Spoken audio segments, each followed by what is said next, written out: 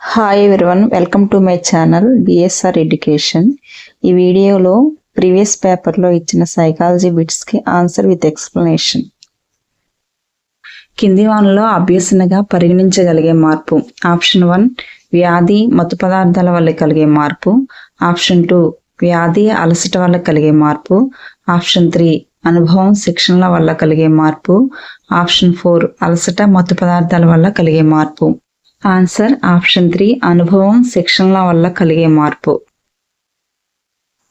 దీనికి కారణం అనుభవం, శిక్షణ లేదా సాధన ద్వారా ప్రవర్తనలో వచ్చే సాపేక్ష శాశ్వత మార్పుని అభ్యసనం అంటారు. నెక్స్ట్ 1 to 4 ఆప్షన్స్లో వ్యాధి, అలసట, మత్తు పదార్థాల వల్ల వచ్చే మార్పులు తాత్కాలికమైనవి కాబట్టి అవి అభ్యసనం కిందకి రావు. Seashore measures of musical talent test అనేది ఒక ఆప్షన్ 1 సృజనాత్మక పరీక్ష, ఆప్షన్ 2 సాధన పరీక్ష, ఆప్షన్ 3 అభిరుచి శోధిక, ఆప్షన్ 4 సహజ సామర్థ్య పరీక్ష. ఆన్సర్ ఆప్షన్ 4 సహజ సామర్థ్య పరీక్ష. Seashore measures of musical talent test అనేది ఒక ప్రముఖ సంగీత సామర్థ్య పరీక్ష.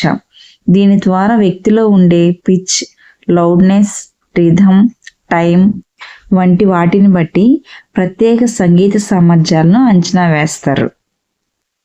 థర్డ్ క్వశ్చన్, ఒక విద్యార్థి మొదటి పీరియడ్లో నేర్చుకున్న మొక్క భాగాలు అనే భావన రెండో పీరియడ్లో జనాభా పెరుగుదల భావనను నేర్చుకోవడానికి అడ్డంకిగా మారి మర్చిపోవడాన్ని ఇలా పిలుస్తారు. ఆప్షన్ 1 అనుపయోగం, ఆప్షన్ 2 పురోగమన అవరోధం, ఆప్షన్ 3 తిరోగమన అవరోధం, ఆప్షన్ 4 దమనము. గతంలో నేర్చుకున్న పాత విషయం అంటే మొదటి పీరియడ్లో నేర్చుకున్న మొక్క భాగాలు అనే భావన ప్రస్తుతం నేర్చుకున్న కొత్త విషయాన్ని అంటే జనాభా పెరుగుదల నేర్చుకోవడానికి అడ్డంకిగా మారడాన్ని పురోగమన అవరోధం అంటారు. ఫోర్త్ క్వశ్చన్, కింది వాటిలో సరైన జతను గుర్తించండి. ఆప్షన్ 1 ప్రారంభ స్ఫూర్తి, అభ్యసన వేగం అతి తక్కువ. ఆప్షన్ 2 చాంచల్య దశ, అభ్యసన వేగం స్థిరం. ఆప్షన్ 3 పీఠభూమి దశ, అభ్యసన వేగం తాత్కాలికంగా నిలిచిపోవడం. ఆప్షన్ 4 శారీరక హద్దు, అభ్యసన వేగం ఎక్కువ. ఆన్సర్ ఆప్షన్ 3 పీఠభూమి దశ, అభ్యసన వేగం తాత్కాలికంగా నిలిచిపోవడం. అభ్యసన వక్రరేఖలో అభ్యసనం కొంతకాలం జరిగిన తరువాత ఎటువంటి ప్రగతి లేకుండా లేదా పురోగతి లేకుండా అభ్యసన వేగం తాత్కాలికంగా ఆగిపోయినట్లు కనిపించే నిశ్చల దశను పీఠభూమి దశ అంటారు. ఫిఫ్త్ క్వశ్చన్, ప్రతిస్పందనకు ప్రతిఫలానికి మధ్య సంబంధం ఏర్పడుతుందని తెలిపే సిద్ధాంతం. ఆప్షన్ 1 యత్నదోష అభ్యసనం, ఆప్షన్ 2 కార్యసాధక నిబంధన సిద్ధాంతం, ఆప్షన్ 3 శాస్త్రీయ నిబంధన సిద్ధాంతం, ఆప్షన్ 4 అంతర్దృష్టి అభ్యసన సిద్ధాంతం. ఆన్సర్ కార్యసాధక నిబంధన సిద్ధాంతం. బిఎఫ్ స్కిన్నర్ ప్రతిపాదించిన ఈ కార్యసాధక నిబంధన సిద్ధాంతంలో జీవి చేసే ప్రతిస్పందనకు అంటే రెస్పాన్స్కు దానికి లభించే ప్రతిఫలానికి లేదా పునర్బలనానికి మధ్య బంధం ఏర్పడుతుంది. అందుకే దీనిని ఆర్ టైప్ నిబంధన అని కూడా అంటారు. శాస్త్రీయ నిబంధన సిద్ధాంతాన్ని ఎస్ టైప్ అని, కార్యసాధక నిబంధన సిద్ధాంతాన్ని ఆర్ టైప్ అని అంటారు. సిక్స్త్ క్వశ్చన్, సంజ్ఞా భాష వీరి కొరకు ఉద్దేశించినది. ఆప్షన్ 1 చలన వైకల్యం కలవారు, ఆప్షన్ 2 దృష్టిమాంద్యులు, ఆప్షన్ 3 శ్రవణ లోపం కలవారు, ఆప్షన్ 4 ప్రతిభావంతులైన పిల్లలు. ఆన్సర్ శ్రవణ లోపం కలవారు. సంజ్ఞా భాష అనేది వినికిడి లోపం మరియు మాట్లాడలేని లోపం ఉన్నవారు పరస్పరం కమ్యూనికేట్ చేసుకోవడానికి ఉపయోగించే చేతి సంజ్ఞల భాష. సో ఆన్సర్ ఈ శ్రవణ లోపం కలవారు. సెవెంత్ క్వశ్చన్, ఈనాడు నేను ఈ స్థాయిలో ఉండడానికి కారణం రేపు ఏ స్థాయిలో ఉండాలో నేను నిన్ననే ఆలోచించుకొని ఉండడమే అన్న మెక్ ఐవర్ వాక్యం కింది రకపు ప్రేరణ. ఆప్షన్ 1 సహజ ప్రేరణ, ఆప్షన్ 2 కృత్రిమ ప్రేరణ, ఆప్షన్ 3 సాధారణ ప్రేరణ, ఆప్షన్ 4 సాధన ప్రేరణ. ఆన్సర్ ఆప్షన్ 4 సాధన ప్రేరణ.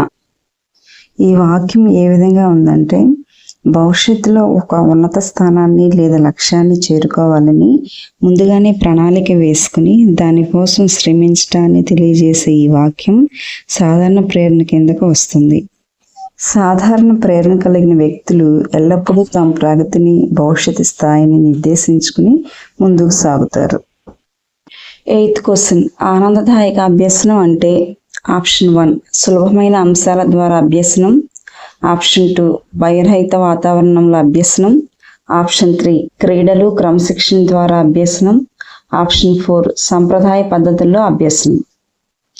ఆన్సర్ ఆప్షన్ 2 భయరహిత వాతావరణంలో అభ్యసనం. ఆనందదాయక అభ్యసనం అనేది విద్యార్థులు ఎలాంటి భయం, ఆందోళన లేదా ఒత్తిడి లేకుండా స్వేచ్ఛగా, ఉత్సాహంగా నేర్చుకునేలా చేస్తుంది. విద్యా హక్కు చట్టం RTE మరియు జాతీయ విద్యా ప్రణాళిక చట్టం NCA ప్రకారం తరగతి గదిలో భయరహిత వాతావరణాన్ని కల్పించడం అనేది ఆనందదాయక అభ్యసనానికి అత్యంత ముఖ్యమైన పునాది. 9th క్వశ్చన్, ఒక ఉపాధ్యాయుడు తరగతిని 5 ఉపసమూహాలుగా విభజించి ఒక సభ్యుడు ఒక ఉపభావనను మిగిలిన సభ్యులకు బోధించేలా కేటాయించడం జరిగింది. ఇది ఈ పద్ధతిని సూచిస్తుంది. ఆప్షన్ 1 స్వీయ బోధన పద్ధతి. ఆప్షన్ 2 వ్యక్తిగత అభ్యసనం. ఆప్షన్ 3 కార్యక్రమయుత అభ్యసనం. ఆప్షన్ 4 సహకార అభ్యసనం. ఆన్సర్ ఆప్షన్ 4 సహకార అభ్యసనం. ప్రశ్నలు వివరించిన పద్ధతిని జిగ్సా పద్ధతి అంటారు. ఇది సహకార అభ్యసనంలో ఒక ముఖ్యమైన భాగం. సహకార అభ్యసనం అంటే ఏంటంటే, ఈ పద్ధతిలో తరగతి గదిలోని విద్యార్థులను చిన్న చిన్న సమూహాలుగా అంటే ఉపసమూహాలుగా విభజిస్తారు.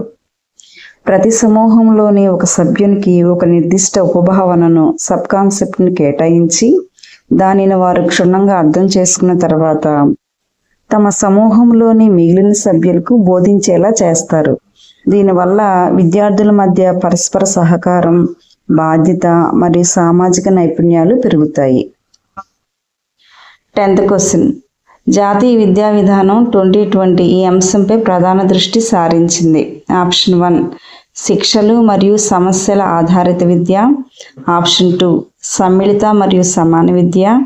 ఆప్షన్ 3 వేరు చేసే మరియు పోటీ ఆధారిత విద్య.